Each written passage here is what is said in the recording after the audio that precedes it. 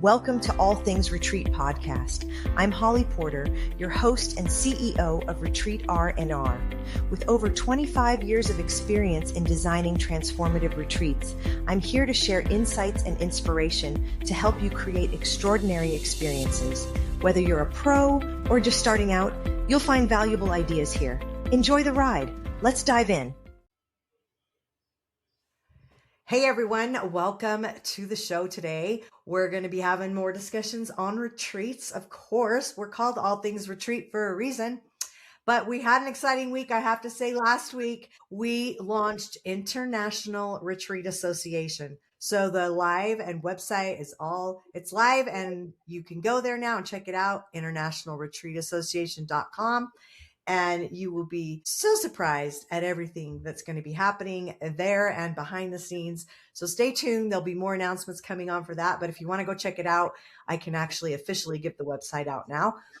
We have membership open for basic members. By the way, it's only $111 for the whole year. Like, I don't know a membership that's cheaper than that for a whole year. I wanted to make sure it was affordable so all retreat leaders can play in this space. We'll have more things coming out later, but that and our founding memberships are the only things that we opened up right now. So go check them out. Again, internationalretreatassociation.com. No, I said it right. Internationalretreatassociation.com. All right. We have a fabulous guest again today. Her name is Kate Kurdziej, and she is coming all the way from Spain. She's a double award-winning business consultant, and she creates the strategy and structure for retreat hosts who want to design, price, and sell out their retreat with clarity and confidence without relying on last-minute bookings or risking large venue deposits. I can tell you're all leaning in already. Kate isn't just a retreat strategist. She also hosts business retreats for female founders who are ready to gain clarity and action plan for scaling their business. Okay, welcome to the show, Kate. Thank you very much, Holly. Excited to be here. We had a little chat before. You know, it's always fun to get to know people a little bit before you actually have them on your show. And she listened to me and my big fat rant. So thank you for that. You know, we all have these little fun challenges in business and life. And with launching something as big as International Retreat Association, yeah, it's been a great journey. I'm proud, happy, and stressed, obviously. So here we are. But let's just get into it. I know our retreat leaders mostly are our listeners, and we try to bring them people that will give value to what they're doing in their business. Retreat leaders is so broad. Like, you think about it, a retreat leader could be any business if you really think about it. And I love to say to people that aren't doing retreats, so if you're new here or you're thinking about it, so listen in, because I think Kate's going to share some fabulous nuggets with us. I've got some great questions for her, and I think you're going to learn a lot. So maybe get a pen, paper, pencil, paper, whatever floats your boat, and let's dive in. All right. So Kate, you help retreat hosts create strategy and structure so that they can confidently fill retreats without the stress and chaos. How did you get into the retreat industry in the first place? Okay. So as you said, I am a business consultant by trade. That's my kind of thing that I've been doing for years and years and years for myself. But since moving to Spain a couple of years ago, I kind of stumbled, if you like, into the retreat world. So I'd never considered it for myself before, as in I'd never considered hosting before, but I'd helped already loads of my clients launch and host retreats globally. And then I got here and it just felt like such a wonderful place, and people were hosting wellness events, wellness retreats. I live by the Mediterranean, so it's very therapeutic here, and a lot of people are interested in health and well-being and move from their maybe countries of origin here because they want a better life, a slower life. People are starting to think about maybe early retirement, and there's just a group, a vibe here, and I think there is in Spain generally, but of people living slower and taking better care of themselves.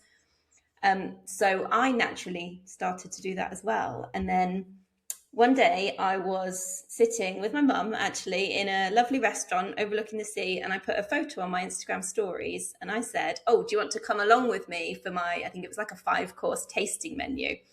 And I meant I'll just take a picture of every course and put it in my stories, right? And just, get some engagement and chat to my clients and my audience. And I had like probably 6 or 7 DMs saying, "Oh, I thought you were inviting us to come to Spain."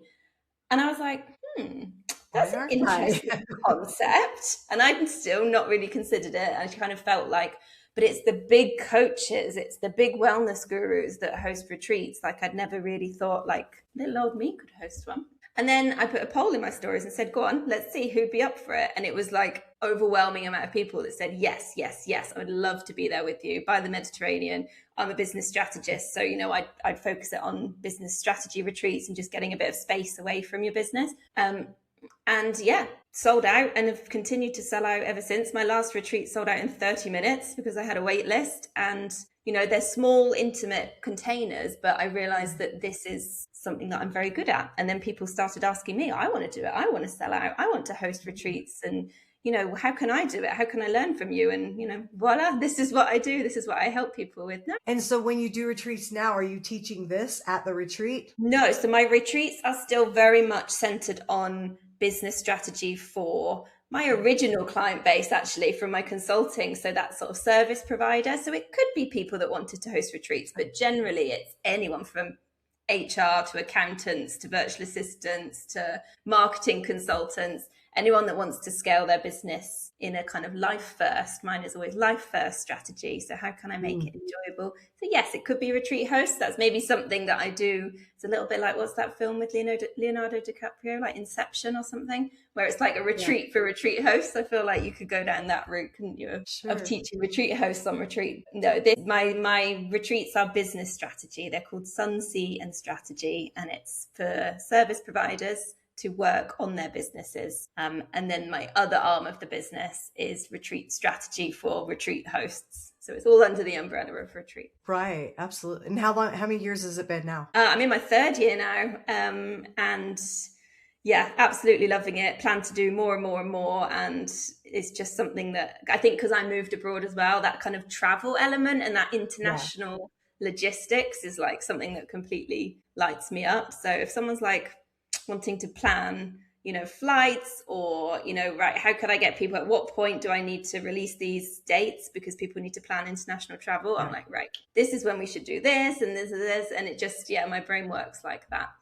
It kind of ticks all of the boxes for me. It's not just events, it's like retreats internationally. It's kind of within that.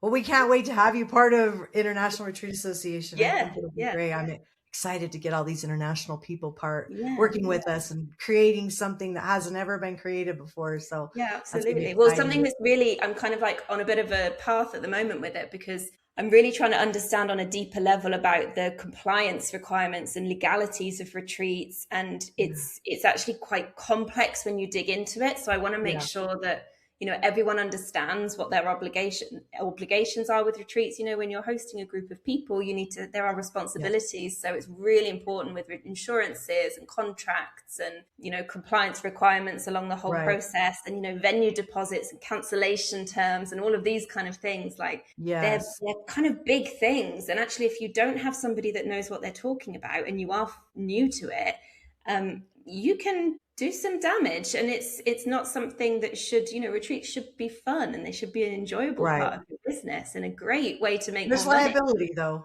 definitely. Yeah, absolutely. So I think there's risk associated, and kind of mitigating risk is really important, but just being aware of it is the first step. And I want to say to the listeners, don't let that scare you either.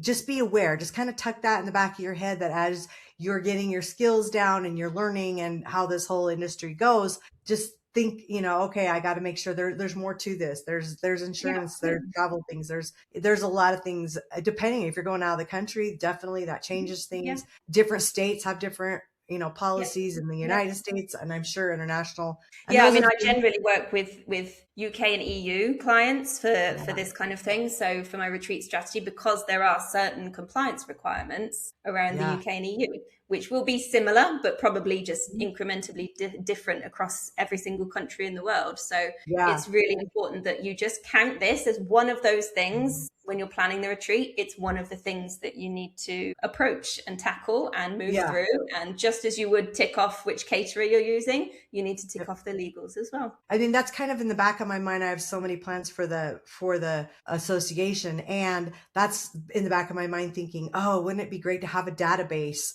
where clickable links where you can go find out about each country, and we have information there for you, and FAQs, and like just not just the networking and connecting other people to other people all over the world, but just figuring out these kind of things. So I love that.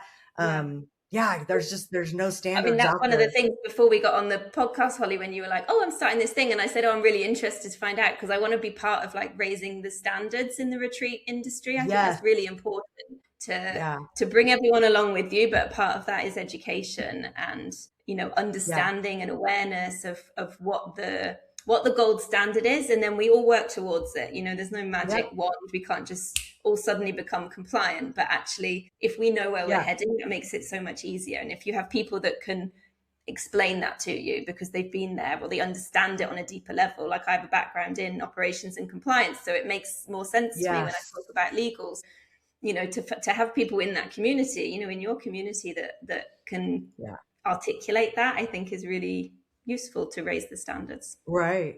Well, we do have policies, procedures, standards that we have created for the association already. Anyone can go read them. They're at the bottom of the website. But you actually have to agree to them. Just like, you know, how when you sign up for something, you're agreeing to terms and conditions. How many of us read that? But I hope that retreat leaders will understand that we have created those. They may be changing as we grow and as we feel like there's more, you know, standards that need to be involved. These are basic ones that we came up with in the beginning.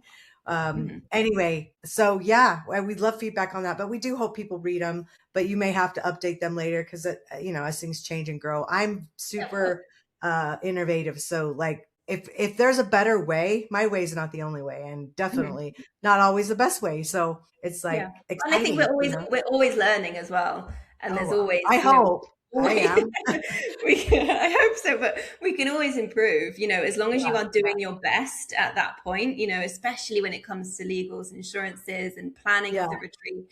We want to take care, or I certainly hope that my clients, when they host their retreats, that they want to take care of their guests. But for me, that extends way beyond just the session that you're delivering or the retreat week. Like it's so much bigger than that. And I think, you know, for the price that somebody is paying to come on a retreat, we kind of owe it to them to actually look after their money, store it in a separate client funds account, you know, look at all of these other things that we need to do. I think that's part of being a good retreat host, is looking after your client. Absolutely. Yeah, absolutely. Well, a lot of people dream about hosting retreats. Most of our listeners are retreat leaders already, but, you know, so think back, if you're listening back when you were just a wee person and thinking, I want to be a retreat leader. And, you know, a lot of people think about it and then they just don't take action, which is just life. I've noticed, right? Yeah. I kept thinking, why isn't there an association, you know, with 2 to 3 million estimated retreat leaders? Why is there not an association for them to belong to? So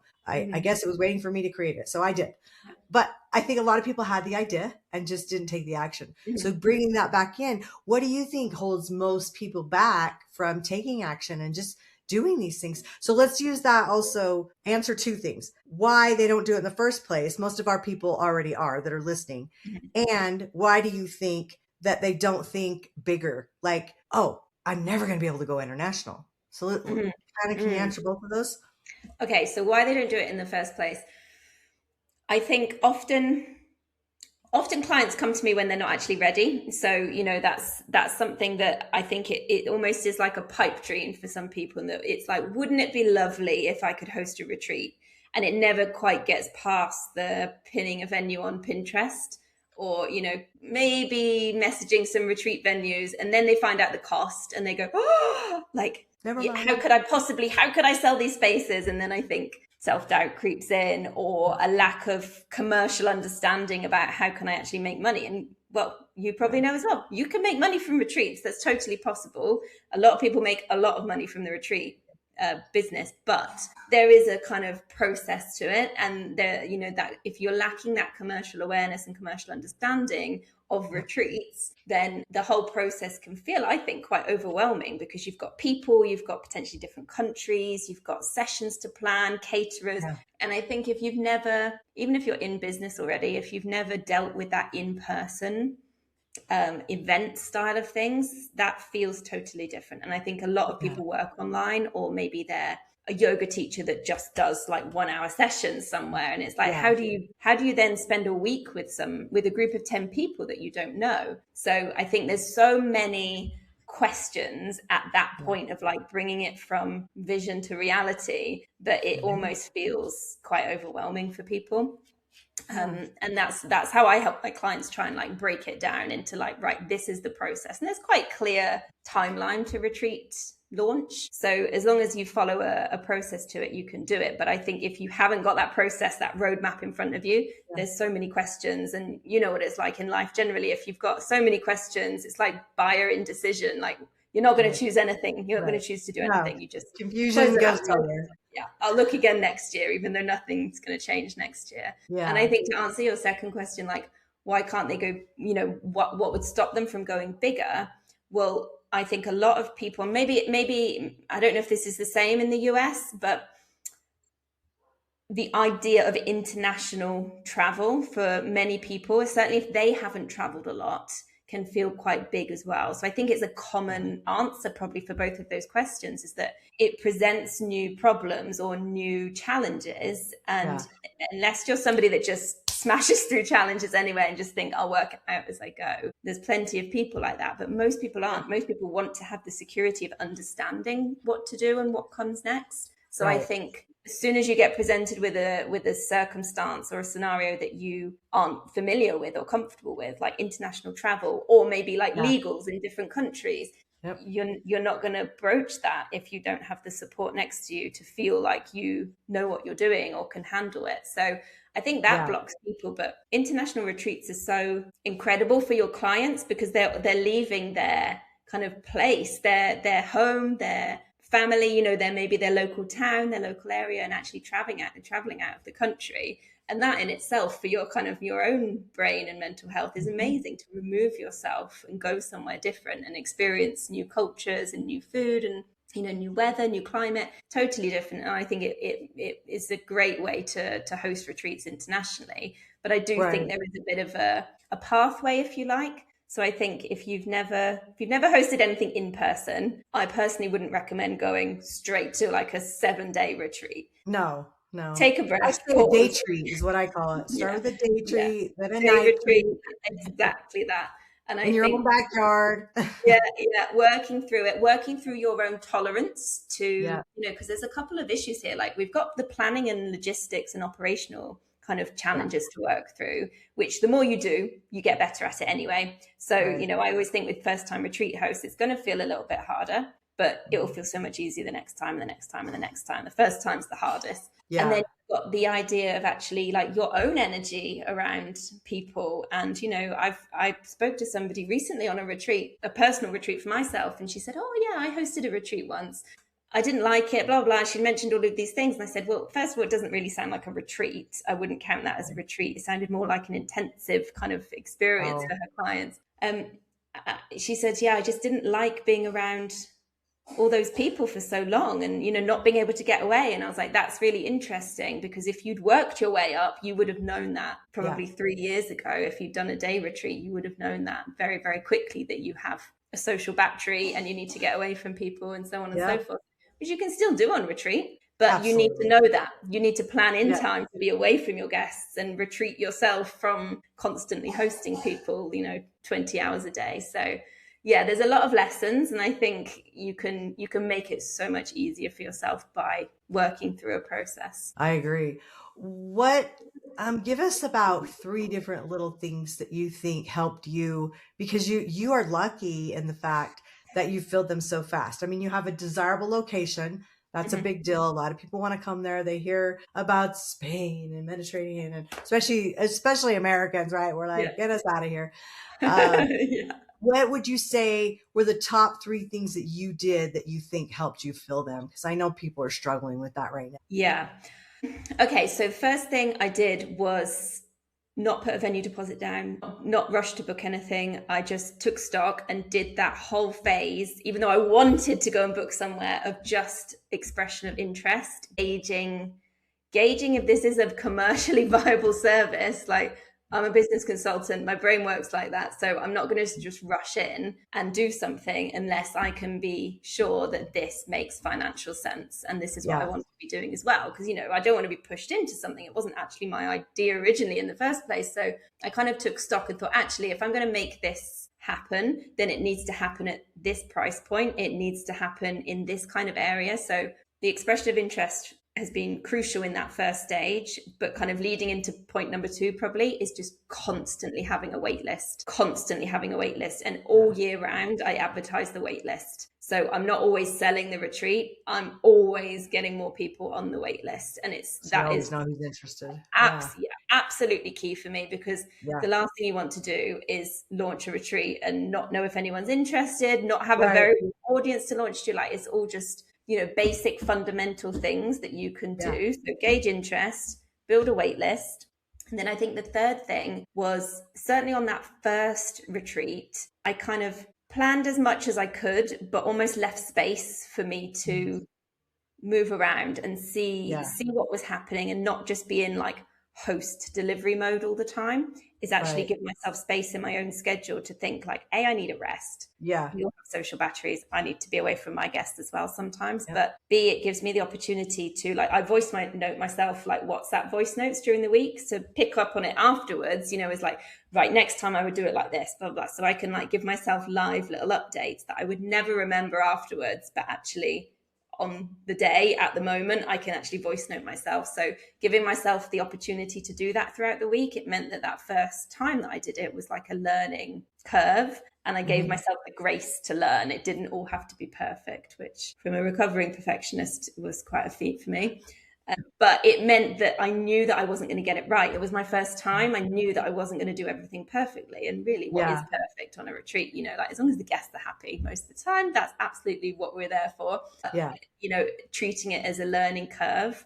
And I see that a lot with my clients. They're like trying to get absolutely everything spot on. And I'm like, you never will. That first time, because you've not done it before, you're going to learn so much from this. And that's kind of the beauty in it as well. I think learning, we were talking about learning before, like learning is a good thing. There's always something to teach you a lesson, and that means you can improve on it. The first time that I did it, I was getting feedback scores of like 8 out of 10, 9 out of 10. I think I got a 10 out of 10. The last time I did it, all 10 out of 10s. So it's, there's always room for improvement. And even with 10 out of 10s, I'm like, where can I improve? Where can I do that? I think that's part of the journey as a retreat host as well. Right. I agree. Well, always be improving is super important. All right. I have a few rapid fire questions I like to end this with. So no right or wrong answer, just an answer. Yep. Are you a morning person or night owl? I think a morning person. I have a 6-year-old son. So morning person these days. Do you like the mountains or the ocean better? Oceans, but mountains are a very close second. One word that you would use to describe retreats? Expansive. Expansive, not expensive, right? Not expensive. Expansive. It can be that too. But maybe that. Because you figured it out how to price it right. Are you an introvert or extrovert?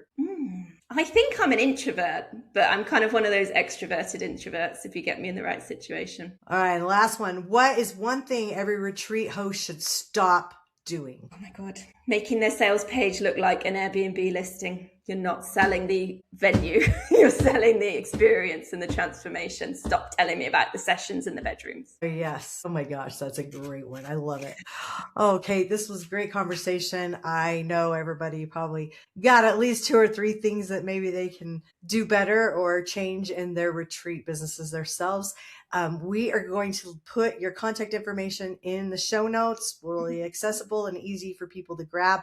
Is there any last words you would like to leave with our audience? Give yourself permission to take your time over retreats. So don't make the mistake of going, I'm going to launch a retreat in 3 months. Take your time. go through the phases of retreat launch and allow your business to come with you on that journey. Make sure that you are building interest before you put down any money. Love that. That's some good advice right there, everybody. Write that down or listen to the replay and write it down. All right. Well, thanks again for coming and being and sharing your words of wisdom on our show. And we will see everybody on the next one. Okay. Thank you. Bye. Thanks, Holly. Bye-bye. Thank you. Thanks for joining us on this episode of All Things Retreat. We hope you're leaving with new ideas, fresh inspiration, and the motivation to take your retreats to the next level. Don't forget to subscribe and leave us a review. It helps us grow and reach more retreat leaders like you. And if you have any questions, topics you'd like us to cover, or just want to say hello, send us an email at info@weretreatrnr.com. Follow us on social media to stay connected and catch all the latest updates. Until next time, remember, great retreats start with great intentions. Let's make them extraordinary, one step at a time. Thinking about hosting a retreat? Before you dive in, let's make sure you're really ready. Grab your free Are You Retreat Ready checklist and find out if you've got everything in place, from your purpose and pricing to your audience and agenda. Don't guess, get clear. This quick checklist will show you exactly where you stand and what you need to make your retreat a success. Click the link below in the show notes to grab your gift and take the first step toward hosting with confidence.